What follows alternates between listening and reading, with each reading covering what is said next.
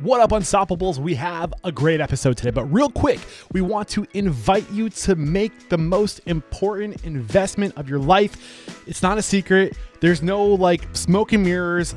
I'm not even trying to pull a fast one on you. I'm going to be pretty straightforward. The best investment you can make in your life is in yourself. And the best way to invest in yourself is by investing in your network, putting time and energy, surrounding yourself with the best. You are the average of those you surround yourself with. In that Restaurant Unstoppable network, I've made it easy. Over the past 12 years and 1,200 plus episodes, I've been researching and talking to people and trying to figure out how do you become successful in the restaurant industry. And I've curated a network of tools, services, technologies, and individuals, experts that I would go to tomorrow if I'm opening a restaurant. And I'm bringing you to that network with live events, whether it be a workshop, a mentoring session, a power hour, or access to me twice a month where I just listen and steer you in the right direction, all happening at Restaurant Unstoppable Network. Head over to restaurantunstoppable.com/live. You also get this amazing access to all the recordings, RU Network podcast, which includes bonus ad-free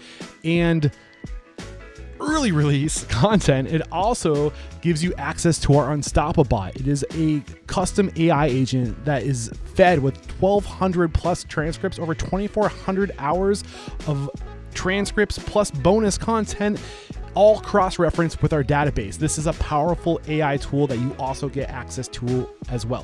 What are you waiting for? Head over to restaurantunstoppable.com/live and we'll see you there. This episode made possible by Restaurant Systems Pro. With excitement, it's time to welcome back on the show 3 times in a row, founder and president of Miick Companies, Rudy Miick. My man, are you feeling unstoppable today? Sir, I am continually unstoppable. I'm thrilled to be back, dude. Yeah, you have to be. And I think you know what's coming next, and I think I know the answer, but what is that inspirational, motivational success quote or mantra you got for us today? What I breathe with on a daily basis is be on purpose. Yeah, be on purpose. I've forced you to unpackage that 2 times in a row. So if you guys did not catch part 1 and part 2 of this 3-part workshop series, listen to that.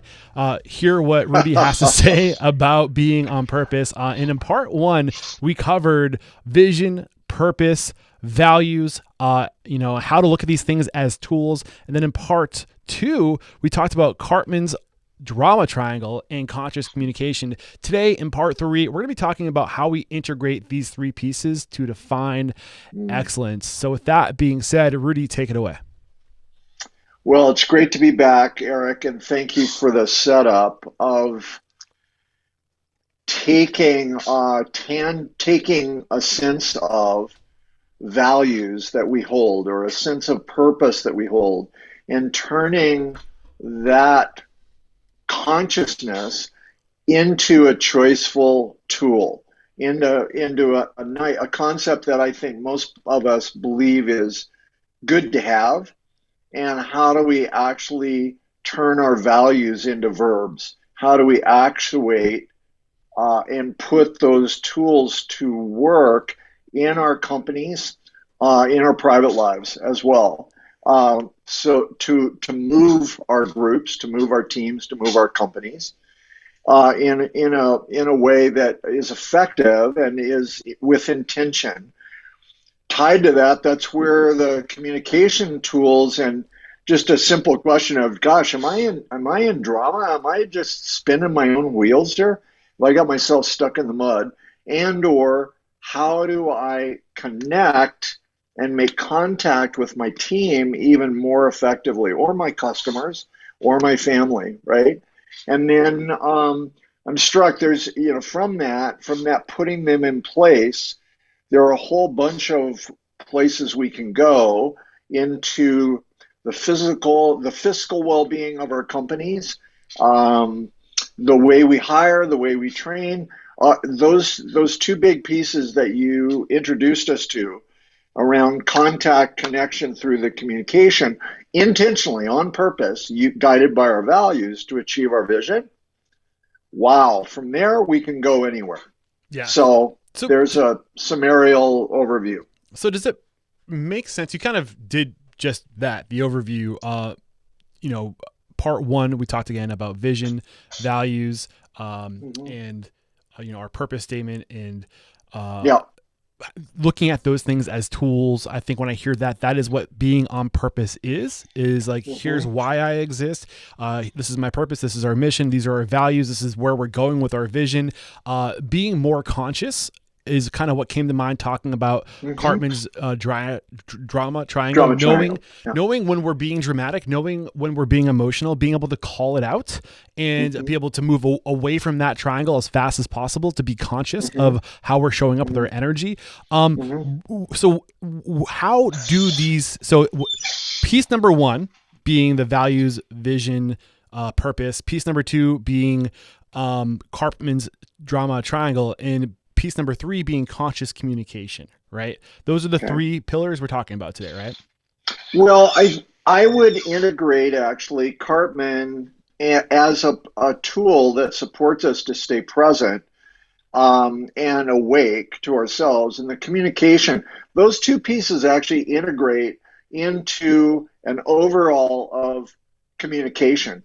So if we took this power hour and integrated three major steps in our approach to the world of work, I would say here's where they go. Not to throw you off your pivot place here, but that first piece of vision, purpose, values that we've both alluded to here quite a bit, I would call that step number one in knowing who we are as a company. Have we defined excellence? Have we defined high performance, whether we're carrying plates, whether we're packaging everything in to-go containers, whether we're using trays, whether we have a bar, whether we don't, if it's we've got a food truck or a catering company, whatever those pieces are, that essence of knowing who we are is step one. So it's a definition of who, what, and why. Yeah, exactly.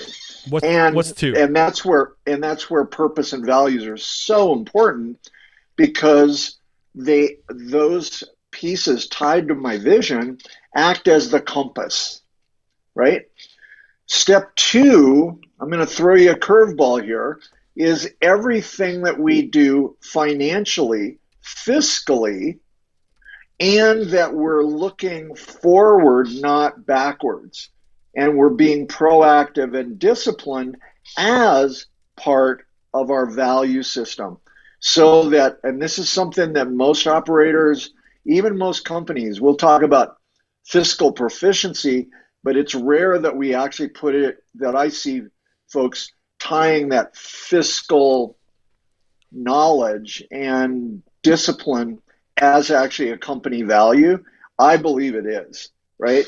And then third, and the foundation, the primary how, is the communication that you're talking about, and that you and I have been talking about around, wait a minute, are we in drama here? Are we just spinning wheels? Or are we actually making traction on everything we said is excellent? Those are to me, those are the three pillars. Everything else follows that.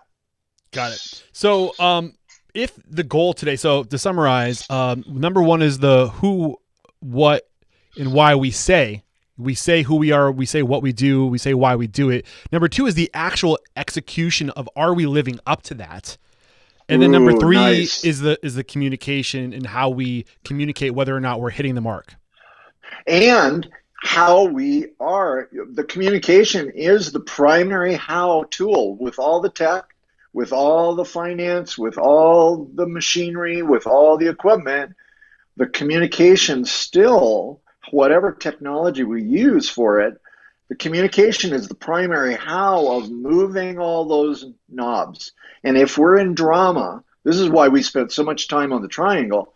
If we're in drama, we have lots of energy, but we're spinning wheels, wasted. And going wasted. Yeah. And that's the great majority reason, in my opinion, why most restaurants are running at 3 or 4% EBITDA or net op, right? I mean, or going broke, frankly. So if today's purpose is to really talk about how these three pieces what we say and who we say, why we are what we are, all this, the actual ability to execute, and are we showing up doing what we say and who we are? Are we doing those things? Are we executing? And then number 3, the communication that surrounds this.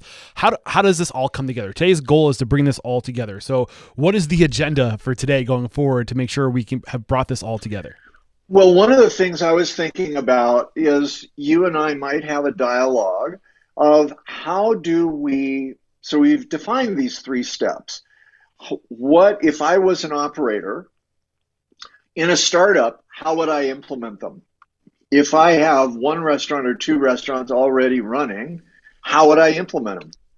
If I have a small chain already, we've been in business 10 years and decide, hey, we're going to ramp up and install this stuff, what would those things look like? Because I mean, so that's what I was sitting with is, we have kind of 3 elements that we play with in the industry. One is startup. Maybe we have a big budget, maybe we have no budget, right? But we're starting our business. What would this look like there? We are in growth mode. We want to go from 1 unit or 2 units to 10 units, or from 10 units to 20 units, or from 20 to 400, whatever our vision is for that growth. And then in a downturn or in the chaos that a lot of us went through with the pandemic and issues like that, where everything changes right under our feet, in that turnaround, how do we pivot? How do we change? How do we go from undisciplined to a lot of discipline? In that turnaround sort of a piece, we are doing the same things, just with a different focus and a different speed. So that's what I was kind of thinking that might be interesting. So I don't know. 3 ways, or 3, you might be in 3 different situations, whoever is listening to this. Maybe you're just getting started and you want to start from scratch doing it the right way. Yeah. Maybe you realize that you got something special, but you got to tighten it up. How do you, if you already have momentum and you're looking to scale, how do you implement this stuff at that point? And then the turnaround, if you're looking, if things are going down, you're not growing, but like the things have turned around and you got to revigorate, you have to bring things back to life. How do you implement it? How do you implement these things in that situation? Those are the 3 things we're going to discuss. Dude, you are so clear, right? I wish I was as clear as you. And as I was listening to you, we ended up with an overused phrase during pandemic and over the last few years, pivot. But it hit me like a brick of what you just named in that turnaround is literally a single word, pivot. We got to go from here to there, and we got to do it as fast as we can. How do we do it? Pivot. Right? All right, let's start unpackaging this, but real quick, I'm going to take 5 steps over to my right because there's a book that came in the mail today that I think might come in relevant to today's conversation. So I'm going to go grab it real quick. Okay, do that. Absolutely. A little plug. You must know the name Robin Dunbar. I would imagine Dunbar's number. I do. I've been wanting to get him on the show for some time, and I didn't realize that in 2023, recently, he published this book in collaboration with Tracy Camarilli. I'm so bad with last names. Camarilli and Samantha Rocky. The Social Brain, the Psychology of Successful Groups. And I listened to this book on audio, and it's one of those books that like you listen to it and you're like, I got to get the hard copy. And this is one of those books. And I think some of the lessons from this book might come out. So just in case it does, I'm going to have it off to my left. Highly recommended. Maybe I'll send you a copy as a thank you for doing this workshop. But let's bring it back to the first scenario. If I'm a startup and I want to implement these 3 elements, what does that look like? Well, so here's what it looks like in startup. Headline number 1. There are an awful lot of folks out in the industry that think that the restaurant business is, from a naive perspective, pretty simple. Hey, everybody needs to eat. I can find an old kitchen. I can find an old, a building that used to be a restaurant or something. I can take it over, or I'll get a food truck or whatever the thing might be. And I'll just start, right? The ultimate kiss of death is your friends, the friends around you, every time you throw a party, go, oh my God, you're the best. You ought to open a restaurant, right? And the difference is you throw a party once a week or maybe once a month or once a quarter, and it goes off really well. The difference running a restaurant is it's 7 days a week, three Right. day parts a day, etc. Right? Right. So where for me in a startup and what set Mick up for success with the very first restaurants that I owned and ran with my partners, and then essentially with clients and stuff, was that we actually did our work in advance. Why this restaurant? Why this? Think maybe even tighter. Why this concept? So I want to do a taco truck. I want to do a pop up. I want to do a ghost kitchen. I want to do a sit down restaurant. All of those, any of those are phenomenal if and when they're thought through and we mitigate the risk of our startup if we do the work in advance we need to. So do I build a budget? Most people think, oh, okay, well, I'm going to pencil out the prices of my equipment, the prices of the food, what's labor going to be, ballparking, right? What we miss very, very often is, wait, what are the values that are going to guide us in this project? And why restaurants in the first place? What is it I actually provide by doing this, right? How do I impact lives, or do I even care about that? Is it just a way to make money? So asking those questions up front, and then with vision, like you and I talked about Ari um, uh, Wine's Web. some weeks ago. Yeah, exactly. Where and Zingerman's Delicatessen. Ari's big mantra is to always start with vision, right? I tend to start with purpose, but with a vision of, okay, well, I'm getting ready to invest in this idea. I've found partners. I've got friends and family that are willing to take a risk with me. They've put some money in place and stuff.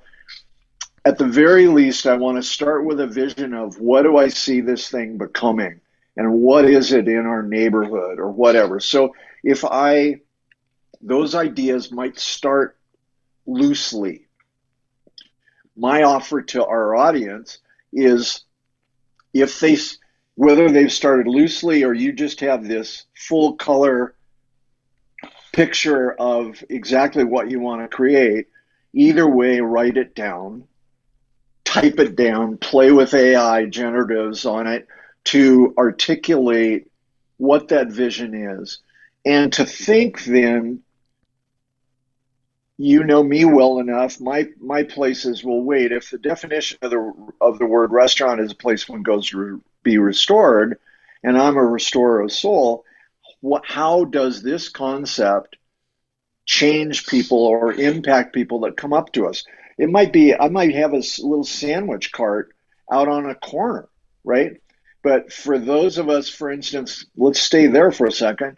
A little sandwich cart on a corner in Chicago or New York or LA or whatever town we're in. One cart's got a line and the other cart is empty. No different than no cart. I mean, no different than a standing restaurant of somebody's executing really well, somebody else has not executed well. So I want to take those initial thoughts of purpose, vision, values, articulate them to guide us in the way we're going to treat our people, the way we're going to treat and deliver, produce our food, right? Are we vegan? Are we vegetarian? Do we care? Are we a meat company? Are we right? And I'm appreciating seeing your head nod, right? Those little pieces of clarity that take us a bit further. And then what is the service standard, the way we're going to deliver it? What up, Unstoppables? This episode is made possible by Restaurant Systems Pro. If you are a listener of Restaurant Unstoppable, I know you've heard me mention Restaurant Systems Pro, but just in case you haven't heard of it yet, it is a all-in-one enterprise solution. All the most critical systems that will help you become profitable. I'm talking about costing. I'm talking about inventory management. I'm talking about budgeting. I'm talking about labor management. I'm talking about training. The list goes on, all under one roof, tied to your general ledger, and they have their own POS, and they integrate with nearly every major POS out there. Restaurant Systems Pro is an amazing tool, and this is the thing that gets me really excited. When you join Restaurant Unstoppable Network, you get access to the CEO of Restaurant Systems Pro, Fred Langley, twice a week for a P&L Power Hour. He literally will let you open up your P&L, share it on the screen, and he will help you close the gaps and increase your profitability. You do not have to be a Restaurant Systems Pro user to benefit from these live events. He doesn't care. We're just here to help you. Head over to restaurantunstoppable.com/RSP to get the full playlist of every Restaurant Systems Pro episode, a link to all the testimonials. And if we haven't sold you on Restaurant Systems Pro by then, I don't know what else to do. But if you really want to up your Restaurant Systems Pro experience, be sure to join Restaurant Unstoppable Network too. All right, guys, one more time, head over to restaurantunstoppable.com/RSP. Yeah. I think a lot of the times people who are going through, like, they internalize it, right? They know who they are. They know what drives them, and they might say it once in a while, but that's not enough. You have to concretely cement it to paper. You have to build ritual around who we are and what we are so that everyone knows. It's not enough for you to be the person who knows. And this isn't for, I mean, it is for you. That's actually one thing. Like, I think people think when they're going through these exercises, they think that it's not for me, it's for everybody else, but it's also for you to keep you honest. 100%. This is the work I do for a living, right? And have for a long time.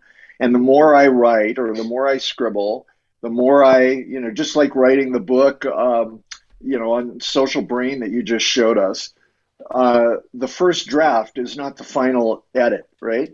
And so the more I work and practice and articulate, whether I'm typing, thumbing, writing, whatever it is, the more articulate I'll get. Yeah. And a gigantic kiss of death, especially in startup, is I'm walking around with all this stuff in my head as the owner, thinking my team is going to read my mind and know, well, everything we're talking about is so obvious. It's obvious to me because I've thought about it, but not to my team. Yeah. And that is that's where the communication comes into play. Right. And pick up one of these guys. If you guys don't have something like this, pick up one of these guys. It's a little journal. And I'm actually proud to say that I got this journal almost a year ago today, October 16th, 2024. And Rudy, look how close I am to being, I'm almost there. I got like 10 more pages left. And this is an exercise, just like any other exercise. You start off. I started by writing down my gratitudes for every day. And one particular thing that I was grateful for, and if I got a page filled in the first, couple weeks of doing this, that was a big deal for me.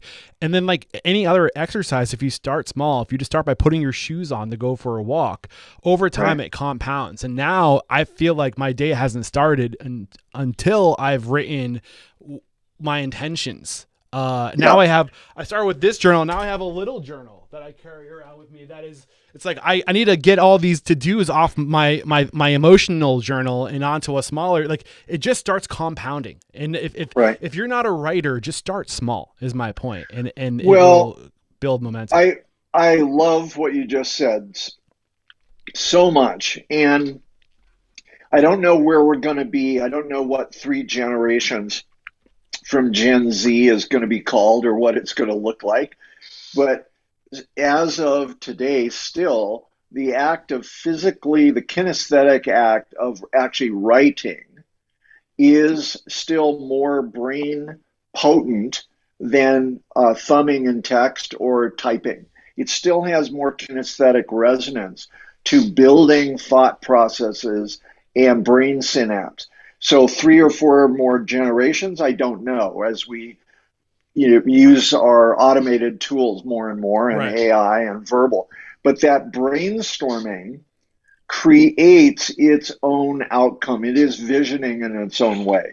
Very quantum physics and very field theory, but but those tools actually work in our industry. Those tools meaning it's all about quantum physics and field theory, right? Yeah. So Well, yeah. dare I Now we're jump starting to back nerd in out. here, or do you Please. have a question No. I or mean, comment? I was just gonna say. I mean, one way I like to visualize it, like you can have a vision for what the cathedral is gonna look like, right? Yeah, But that won't start coming to life until you lay the foundation. And then laying that foundation is a physical act of putting something down. You can have it yep, internalized. You can see what it looks like in your head, but you have to lay that first foundation, and you're not going to build that cathedral overnight. You're going to build it in layers, right? yes, And getting the journal, writing that first thing, that's your foundation, and it's going to change over time. As a matter yep. of fact, this morning, one of the things I wrote down was the evolution of my core values.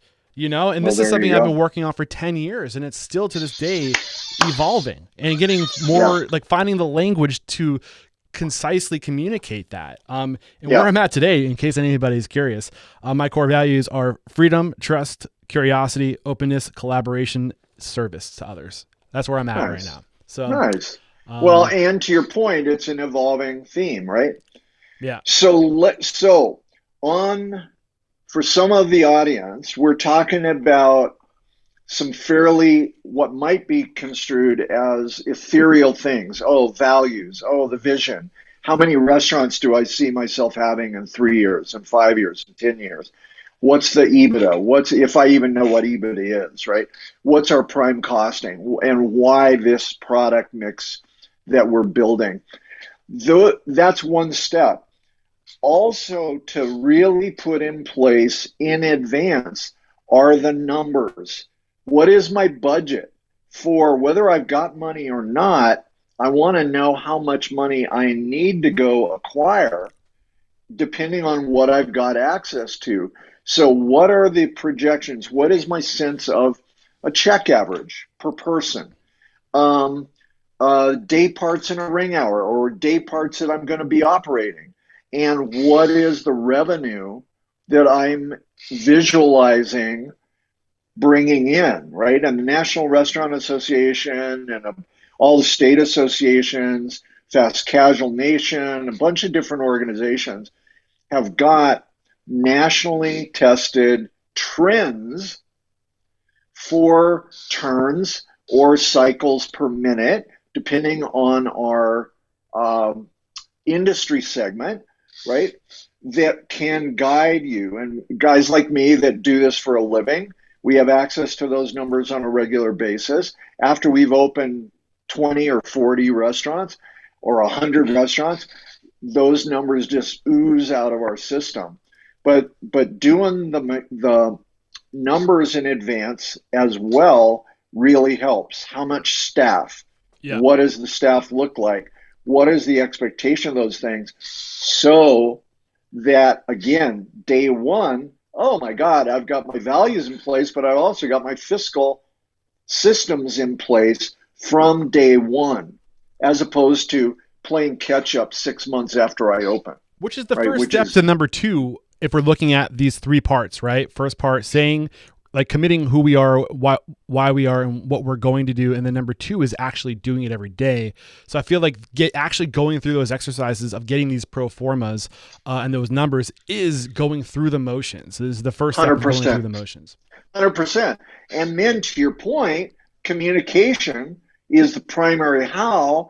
And with if in a startup, I might have to go talk to potential investors, whether they're friends and family, whether they're my banker, which is very rare, whether it's a investor or two, whatever that might be. But the communication starts also simultaneously.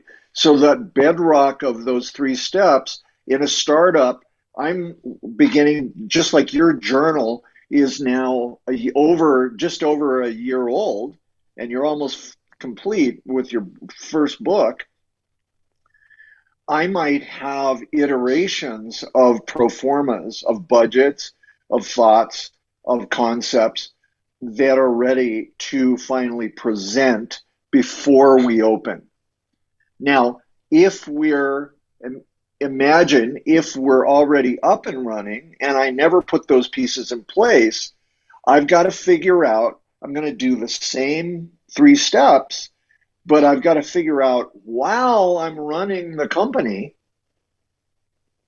how and where do I get the time to articulate my values, articulate the vision, right? Maybe I do it while I'm driving. Maybe I go for a walk every day, right? One of the things that always astounds me in the Fortune 500 and, big public companies, the C-suites of those leaders, so many of them actually take the time to take a nap or daydream or go for a walk or take 45 minutes to just think. They actually chill out. That's part of how they get paid, what they get paid for. Yeah. And in our world of work, we think, oh my God, I can't take a break. I can't go play golf. I can't go surf. I can't, God forbid I should take some time off. Well, if you don't take, right. Yeah. Anyway, it comes up. Another plug to the book. They talk about this world we live in and how we look at the business today as machines. But the thing is, humans are not machines, and it's like trying to fit square pegs into round holes. Yes. Yeah. We have to reverse engineer the business, the machine, to serve people, not people serve the machine. And people need that time to go for a walk, to brainstorm, to get creative, to get the creative juices flowing. And we are by nature mobile creatures. Like when we're moving and with other people walking, talking, it's amazing how that just starts to, that in itself is synchrony. And that act of being synchronous with other people, just all this is just so powerful in the creative process and building culture too. And those are rituals, right? Where we go for our walks and we talk. 100%. So I'm going to take a risk and go a place that you and I rarely go, but a huge part of our track record, my experience over years, we're actually, when we take on a restaurant and do it right, we've clearly defined our intention. How big do we want to be? What are the numbers we want to hit? What is the kind of feedback we get from people? We put that into a context and call it things like vision, call it things like purpose, call it things like values that guide a decision and keep us on track, right? Then we put numbers in place to anticipate where we're going. When I pay attention to clearly defined intention and have done the numbers as well as the cultural heart of how I treat people, how I treat product, there's only one outcome, and it is quantum physics and it is field theory. The only outcome is success. Period. That doesn't mean we might not trip and fall, right? We might have to pivot, right? I think back in the day with Starbucks as an example, how many times Howard Schultz redesigned Starbucks, right? In its massive heyday. He would get off track a little bit, come back to center, go again. Turns into one of the biggest, most successful cultural brands in the world. Now they're, struggling in massive ways, which is a whole other story. But when I pay attention to my intention here, the field theory, literally from a quantum physics place, there's only one outcome, that is achievement of my goal. And we do it every single time. I would love to unpackage that more. Maybe that's a future workshop. That's a good teaser right there. So to bring it back to today's conversation, and not that we've strayed totally off of today's conversation, but we're here to focus right now on 3 parts of how to bring these 3 parts of this workshop together. And that is startup, ready to scale, and needing to pivot are the 3 topic points. I think, we've unpackaged, what to consider if you're a startup. Is there any more to that before we talk about the focus on scaling or ready for growth? Well, so the same criterion occur with scale as startup.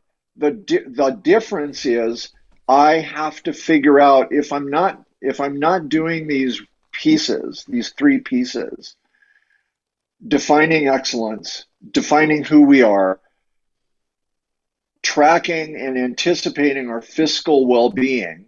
I call it fiscal acuity.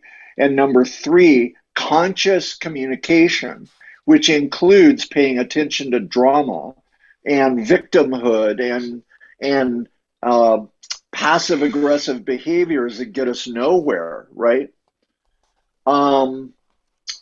That energy then guides us to the way we hire, because now we know who we're looking for. We're not just looking for a cook or a bartender or a runner. We're looking for somebody that has some passion, is excited to work in an environment that is really active. They don't want to sit at a desk. I want to do stuff. I want to meet with the public. I hire better. That leads us to training more effectively with intention, on purpose, to achieve the vision, to hit our numbers. And then the ongoing growth of things like social brain is on our reading list for our team, not just the managers, but the whole team, right? Why not? So in the actual growth mode, the struggle, as I mentioned a few minutes ago, is I've got to have the bandwidth.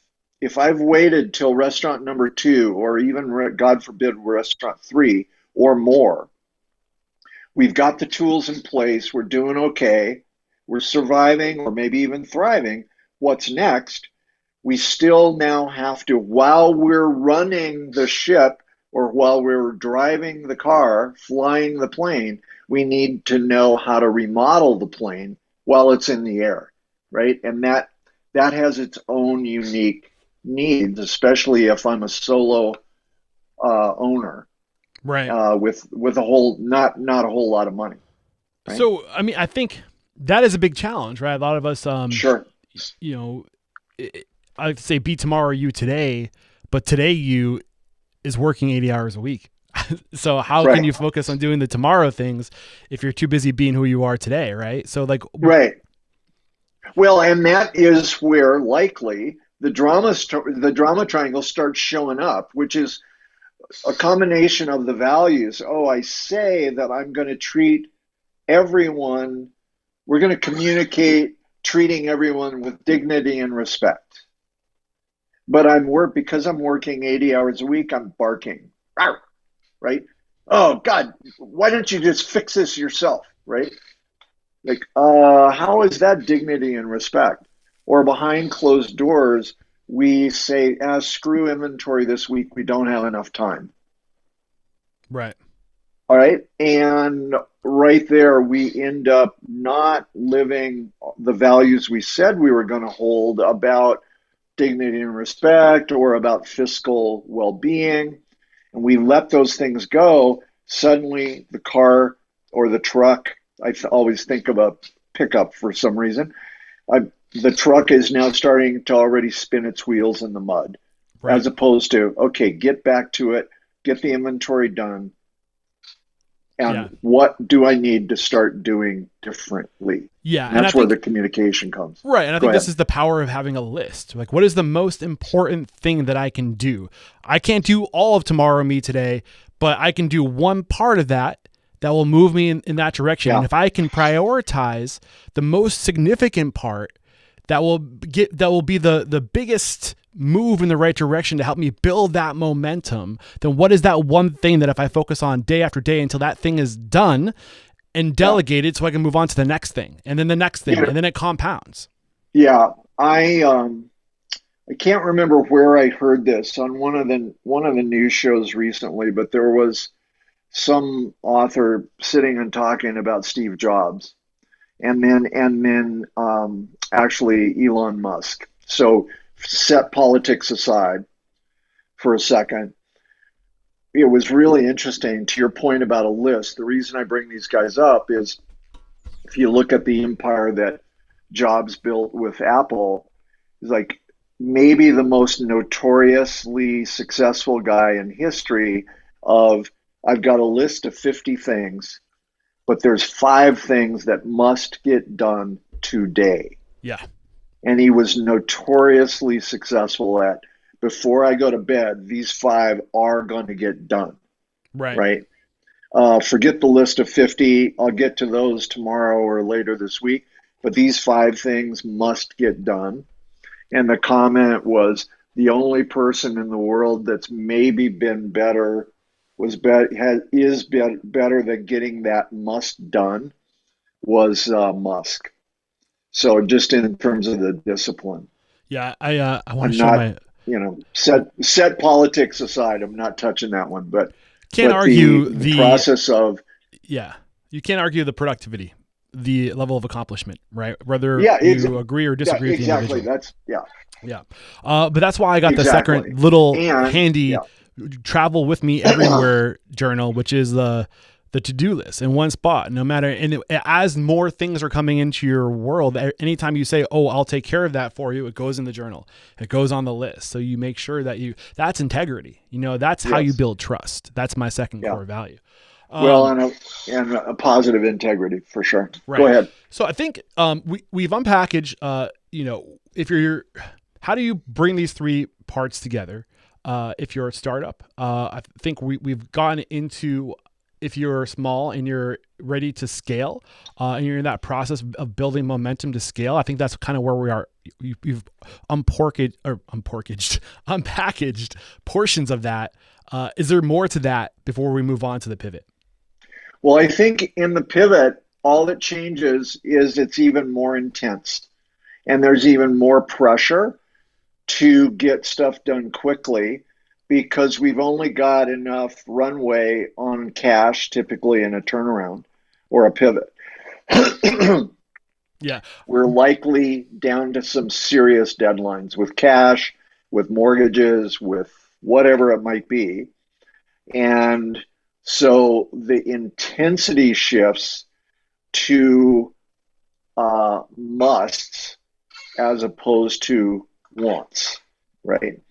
So let's get a little more granular. I'm sitting, as I'm watching some of the folks that are joining us in the audience, I'm thinking, okay, well, when do I apply values to support my fiscal need, right? Whether it's a startup, whether it's growth, whether it's pivot.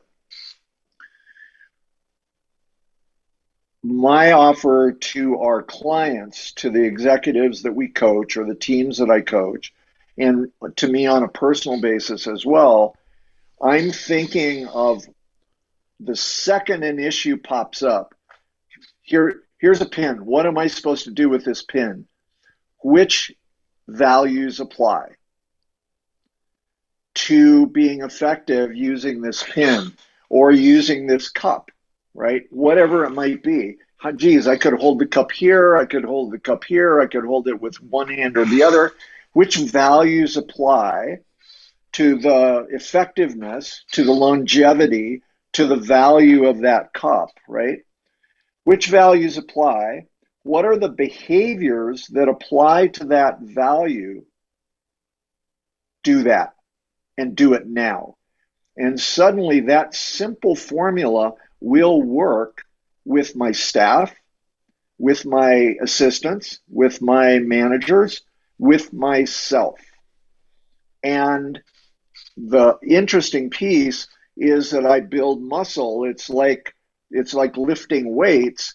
Oh, I turn the values from this interesting idea or a list of trust was one of the things that you named in yours.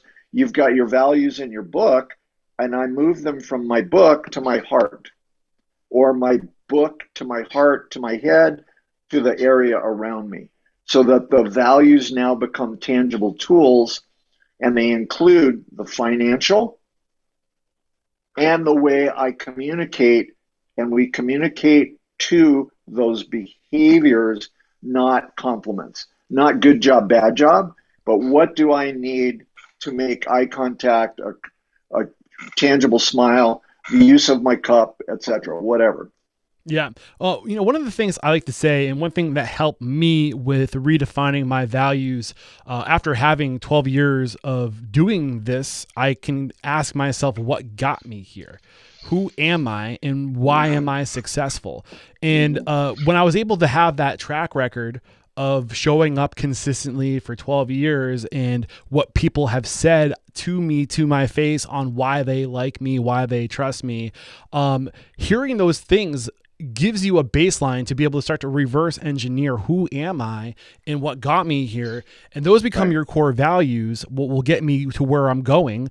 And and if you don't have systems and processes, the reality is you do, because you are the systems and processes, because you've been doing everything. So what are those things, to your point, that got me here? Like, what are and those things are your values, and what are these values, and how do we do these things even better? That becomes your North Star in documenting and getting traction.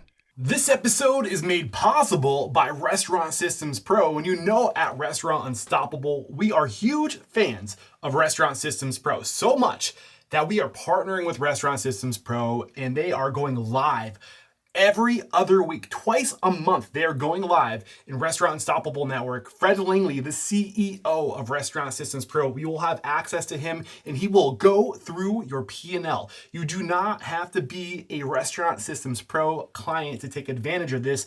He will literally tear apart your P&L, and he will help you find the gaps so you can increase your profit by 5% or more. He is literally saving people's restaurants in Restaurant Unstoppable Network. If you want to take advantage of not just Restaurant Systems Pro, their budgeting, their costing, their inventory, their labor management, their training, their general ledger, all tied to your POS, this amount of data is insanely ridiculous. Beyond that, he's making himself available to coach you. This is all happening at restaurantunstoppable.com/live. We'll see you there. So to that, I'm watching myself feel a desire for tangible exercises here. I'm starting to think of, like, again, in startup, in turnaround, in pivot, in growth. I've got a kitchen that is maybe designed as a 4-person line. I've got a menu that is developed that so far, the only way we've been able to figure out how to do it is with a 4-person line.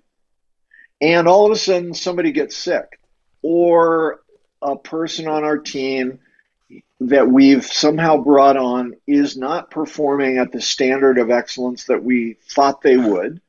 And even with repeated coaching, whatever, we've got the wrong person in the wrong seat on the proverbial bus, right? Or, the wrong person in the position. So now I'm at a choice point. Do I just replace this person, or can I actually, with some additional thought, modify the menu or modify the line to create a 3-person production line, right?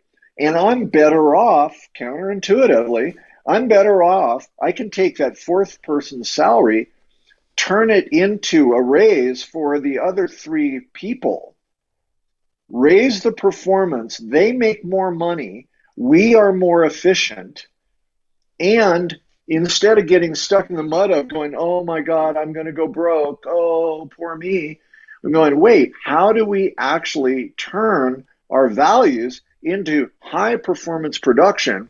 This is what excellence is with 3 people, and we can get more accomplished with 3 than we could with 4 previously.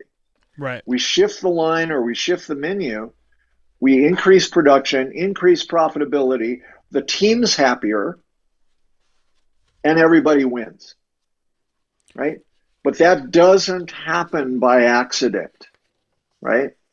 Yeah, and and that's why I think part 2 is so important. If what we just discussed, or what I discussed, was part 1 of the defining who you are, then part 2 is the scorecard, the fiscally responsible. Are we hitting our mark? Are we doing what we say we're gonna do? Yeah, and exactly. and you need, to your point, I think you kind of emphasize on that when summarizing, that you need to be able to say, like, are we hitting, like, are we tracking? Exactly. Right. And so, that the communication then that I'm talking in terms of behavior as opposed to compliments and criticism. So, we've got some folks, that have been tracking our series for a few days, right? And so we've got, hey, Ben's in our audience, and it's great to see him consistently. And, I just love that guy's casual attitude. If everybody could be like Ben, just sitting back casually, right? We'd have everybody making more and more and more money in our business. Okay. Well, so be like Ben. Be more casual. Okay. Well, to our audience who may or may not see Ben the way I'm seeing him, here's actually the behavior, right? The compliment is, hey, the guy's laid back. Here's actually, which is a nice compliment, but what does it mean? How does Eric or Rudy become more casual? The behavior that I'm seeing in Ben that I'm actually talking about is, hey, Ben chooses to sit in a chair that rocks. Ben actually is able to, with that rocking, soft, upholstered chair, able to sit back and have his arms crossed, laying back. And oh, by the way, his facial expression has just this tiny little uptick on the corner of his mouth.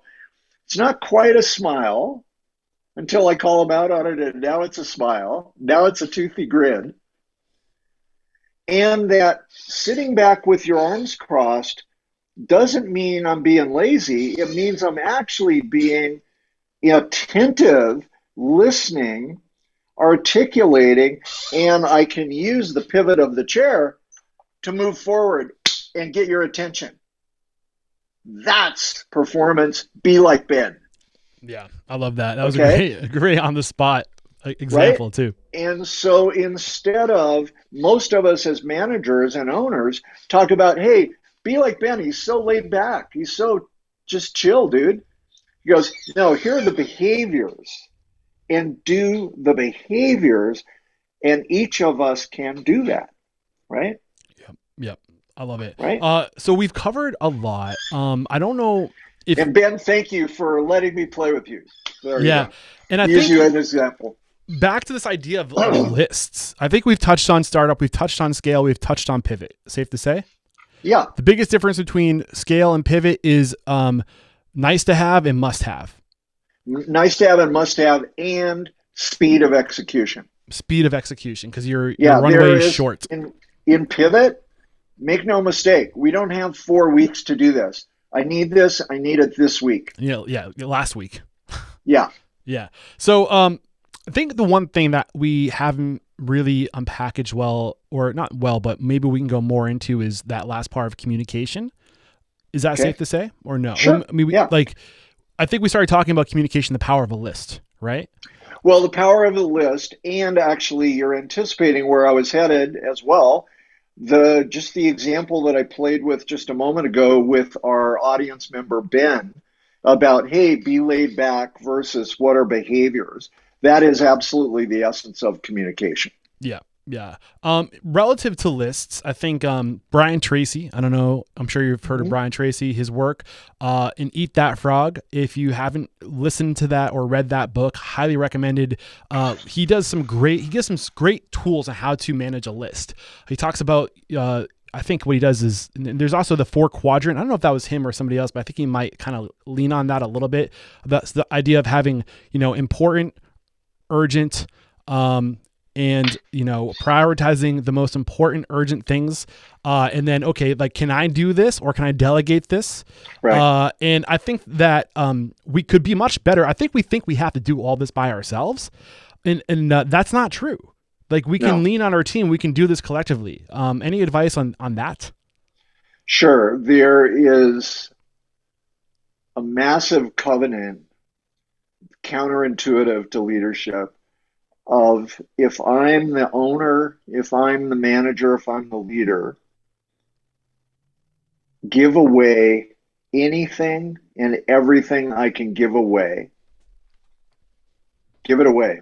Yeah. Even making, like, for me, asking my assistant to, hey, would you call so and so?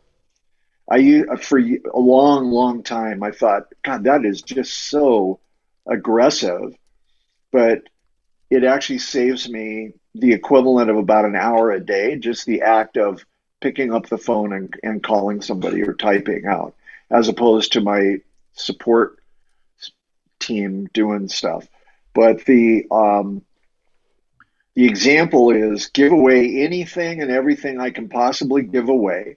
That doesn't mean throw you the keys. It means if I'm going to throw you the keys to my car, you better know how to drive the car as well, right? Right. So don't just assume it's going to get done. But as I hand off the keys, how do we ensure that you are good to drive, right? Right. Get it, So want that's it that's capacity to first. do it. Exactly. And then the other piece is, Track. especially at the owner level or chair of the board or partner level, do not give away anything that I am the only one to do it, Right. right? Yeah. Do and that slippery slope of what are all the things I give away that I haven't given away just out of habit, control, fear, whatever. Give all that stuff away possible, and what are the three, four things that I must not ever give away, Right. right? So the first step is prioritize the list. Is it important? Is it urgent? Is it not Yeah, important? Is it not urgent? What are those four yeah, quadrants? Put the things where they belong. The most important urgent things. What am I? What are the things only I can do and only I should do? Make that list and then delegate everything else.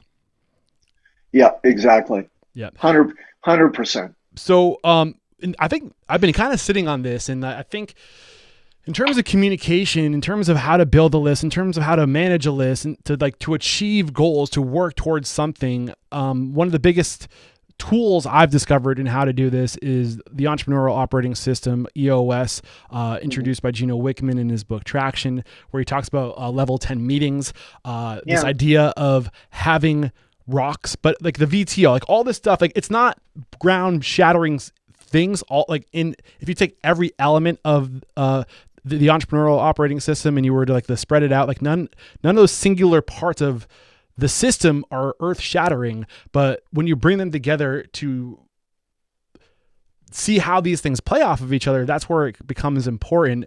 I know that's one tool, and the other tool that's on my radar that I'm not as familiar with, but from what I understand, it's very similar to EOS and Level 10 meetings is Covey's 4DX. yeah, yeah, Uh, yeah. And I would say Covey's goes deeper and farther. It's a lot more expensive. yeah, it's the four But disciplines of excellence is where he introduces yeah, those yeah. principles. I have not read that book yet. Here, well, so, and they're both, EOS is magical. It's a gigantic company, gigantic system of licensing and franchising, and not so much franchise, but license. The challenge that I've seen with my clients that have been using EOS is the formats are incredible. And at the same time, the communication part of filling in those blanks or how filling in those lists, if I don't know how to get unstuck from drama, if I don't know how to talk about behavior instead of compliments and criticism, we can still get caught in hours and hours and hours of wasted time going in circles and going down rabbit holes that should be a whole other meeting. And so, although this will sound self-serving on one level, what I love is our work blended with EOS is a potent tool set of how to fill in those blanks, how to use those tools, and how to put values, if you will. So it's one thing to say, "Oh, use your values." How? Oh, it's one thing to say, "Stay out of drama." How? And that how to is critical. And I think there's just rich dialogue there and books to be read and written both. Right. I guess what I'm curious about is your approach to this, the Miick approach. How is that different, or like, what does that look like? What are the elements of that? Just what I said, which is how to. So you've got values. How do you use them?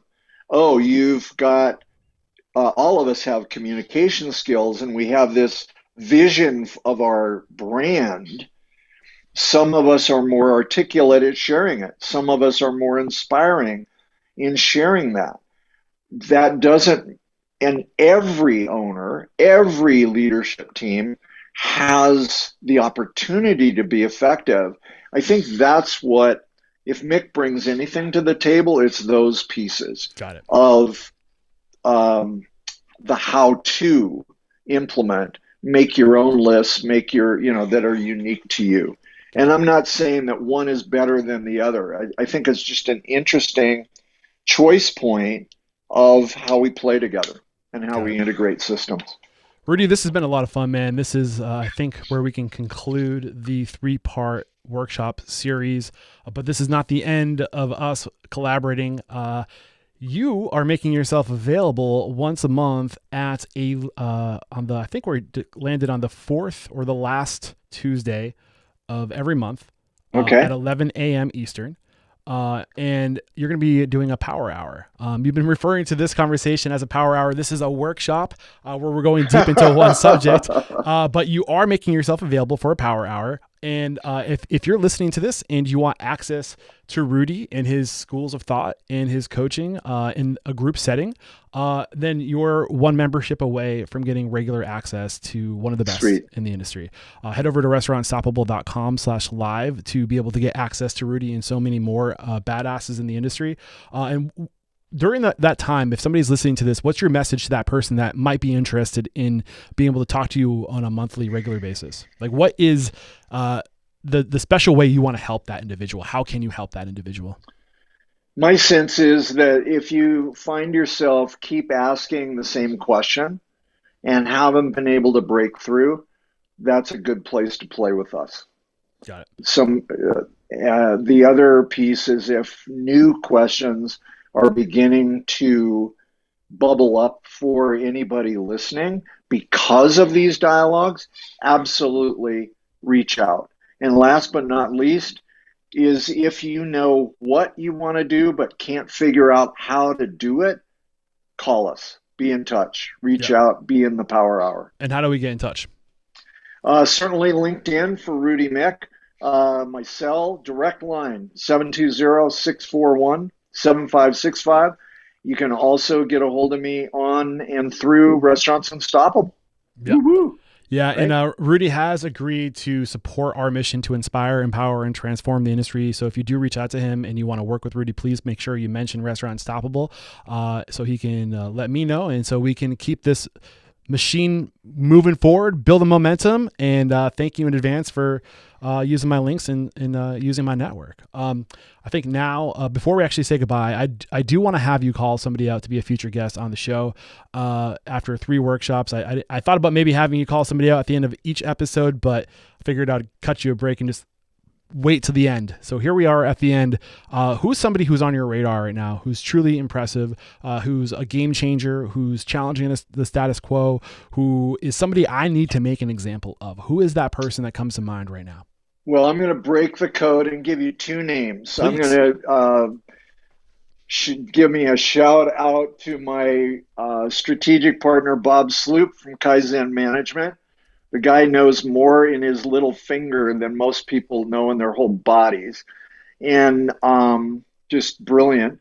And also Ms. Anna Towson, just an amazing fractional marketeer, brilliant woman that understands our business and understands the numbers of it as well as the communication of it. 2 people I feel like I know well, so making my job easy. Bob, this means I have to make a stop in New Jersey the next time I head south. We're going to make this happen, man. We're going to get you on the show. We're going to share the story. And Anna is somebody who's she gets plenty of airtime on the podcast. Okay. We love Anna, so. Okay. Awesome. Way to reinforce those relationships. This is where I say thank you so much, Rudy, for sharing your knowledge, your perspective, your wisdom. There is no questioning, my man. You are unstoppable. And now we're going to open it up for Q&A. And if you joined us live today, you could be engaging Rudy on this topic of the three, what do we call it? The pillars of excellence? Was it pillars? Was it parts? Too many elements. That's what we said. The three elements that define excellence. You could have engaged Rudy on that topic. And we're going to say goodbye and open it up for Q&A. All the best. Bye-bye.